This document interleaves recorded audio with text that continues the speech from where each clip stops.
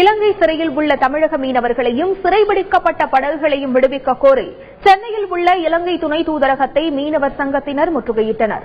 அப்போது போலீசாருக்கும் போராட்டக்காரர்களுக்கும் இடையே தள்ளுமுள்ளு ஏற்பட்டது.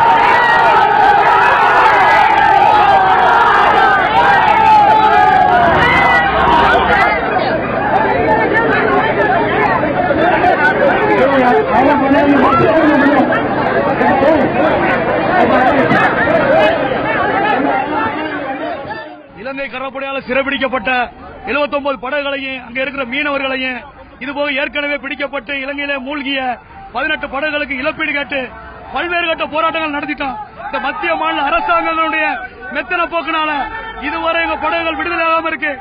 எங்களுடைய மீன்பிடி தொழிலுக்கு ஒரு பாதுகாப்பு கொடுக்கணும் அப்படின்னு சொல்லி கேட்டோம். நாங்க இந்திய அரசு எங்களை கைவிட்டுச்சு.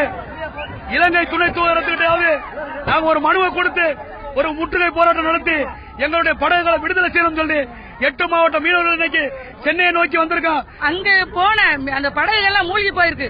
அதுக்கு 18 படகுகளுக்கு உண்டான நிவாரணம் கொடுக்க வேண்டும். 2 வருஷத்துக்கு மேலே ஆயிடுச்சு. ஏன்னா இனி பிடிக்கிற மீனவர்களை யாரையும் பிடிக்கவும் கூடாது. இதுக்கெல்லாம் சட்டத்திட்டத்துக்கு உட்பட்டு எங்களுக்கு சரியான ஒரு முடிவு தந்தால் அடுத்த எலெக்ஷனுக்கு தீவு பக்கம் யாரும் தலையாட்ட வேண்டும். இல்லை என்றால் அங்க ஓட்டு தேர்தல் வந்து புறக்கணிப்புத்தான். வாழ்வாதார வயிற்று பசிக்க உணவு இல்லை. எங்களுக்கு என்ன வேலை? ஓட்டு போட்டு என்ன செய்யணுங்க? உங்களை தூக்கி வச்சு என்ன செய்யணுங்க? ஏன்னா ஏற்கனவே ஒரு உயிரை கொடுத்தாச்சு. இன்னைக்கு இந்த மனநீ ஊத்தாலும் ஏற்பட்டா கிடையாது. 2 போட்டையும் கொடுத்து பட்டையா கிடந்து சாகுறாங்க. நாங்களுக்கு இத்தனை உறவினர்களும் கொடுத்துருக்கோம். இன்னைக்கே இங்க வந்திருக்காங்க. காரணம் என்ன? எங்களுடைய நிலைப்பாடு தவறி போறதுனாலதான்.